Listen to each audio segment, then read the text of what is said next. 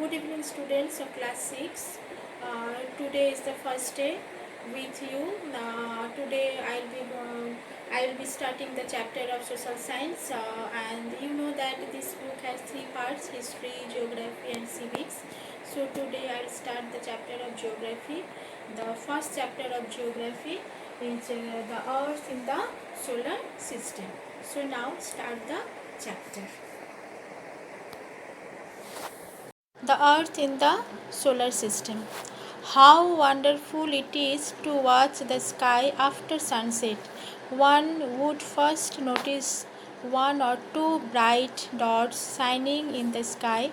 Soon you would see the number increasing. You cannot count them anymore.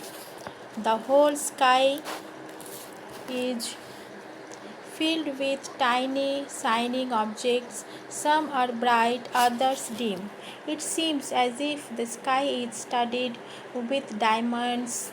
They all appear to be twinkling. But if you look at them carefully, you will notice that some of them do not twinkle as others do. They simply glow without any flicker, just as the moon shines. So, from this paragraph, we have learned that at night, when you watch sky after sunset, you see that there are different type of dots. They are bright and also shining in the sky. So now the whole sky is filled with tiny shining objects and they appear to be twinkling, but if you look at them carefully, you notice that some of them do not twinkle as others do. So some stars are twinkle, some stars are not twinkle. So along with this bright object, you may also see the moon on most of the days. It may, however, appear at different times, in different shapes and at different positions. You can see the full moon only once in about a month's time. It is full moon night or Purnima. A fortnight later, you cannot see it at all. It is a new moon night or Amavasya. On this day, you can watch the night sky best, provided it is a clear night. So, from this paragraph, it is clear that the bright object you may also see the moon. You see the moon, but in different shape. So here we see the full moon and new moon. Full new moon occurs once a month and it is called Purnima, and a fortnight means after 15th day we cannot see it, then it will appear and it is known as new moon. So now next paragraph said that, do you wonder why cannot we see the moon and all those bright tiny objects during daytime? It is because the very bright light of the sun does not allow us to see all these bright objects of the night sky. So it is clear that it is said that in this paragraph that on daytime, why we do not see the moon in the sky? Because we cannot see the moon in the sky, because the bright light of the sun does not allow us to see all this bright object of the night sky. The sun, the moon, and all those objects shining in the night sky are called celestial bodies. So what is called celestial bodies? The sun, the moon, and all those objects shining in the night sky are called celestial bodies. Some celestial bodies are very big and hot. They are made up of gases. They have their own heat and light which they emit in large amounts. These celestial bodies are called stars. The sun is a star. So why sun is a star? Because we know that the celestial bodies, what are the called celestial bodies? The moon, the sun, and the objects shining in the sky. So all these together are called celestial bodies. And some celestial bodies are very big and hot. Why they are big hot? Because they are made up of gases. That's why they are hot. So that's why we can say that the emit in large amount of gases, heat. So these celestial bodies are called stars. The sun is a one type of star. Countless twinkling stars in the night sky are similar to the sun, but we do not feel their heat or light, and they look so tiny because they are very, very far from us.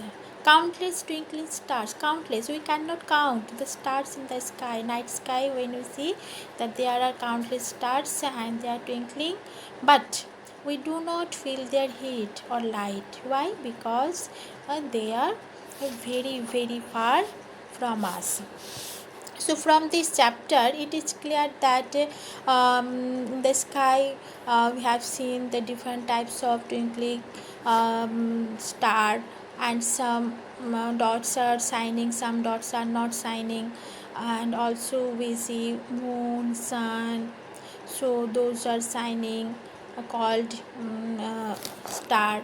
So these are the thing said in this paragraph. Now the second paragraph, second pages, you have seen that you must have noticed that all objects look similar when seen from a distance. How small an aeroplane looks when it is flying at a great height. While watching the night sky, you may notice various patterns formed by different groups of stars.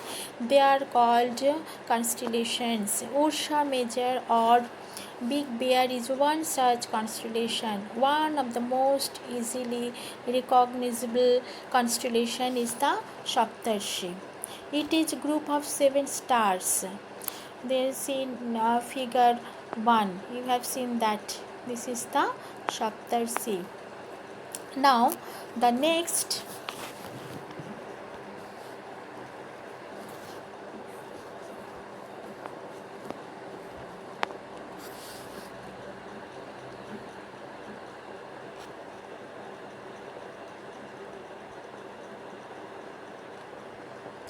group of 7 stars that forms a part of Ursa Major constellation. Ask someone elder in your family or neighborhood to show you more stars, planets, and constellation in the sky. In ancient times, people used to determine directions during the night with the help of stars.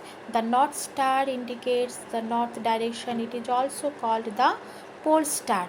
It always remains in the same position in the sky. We can locate the position of the pole star with the help of the Saptarshi. Look at figure 1. This is the figure. You will notice that if an imaginary line is drawn joining the pointer stars and extended further, it will point to the pole star. Some celestial bodies do not have their own heat and light. They are lit by the light of the stars. Such bodies are called planets. The word planet comes from the Greek word planetia, which means wanderers. The earth on which we live is a planet. It gets all its heat and light from the sun, which is our nearest star. If we look at the earth from a great distance, we see moon, uh, say the moon, it will appear to be shining just as the moon. The moon that we see in the sky is a satellite.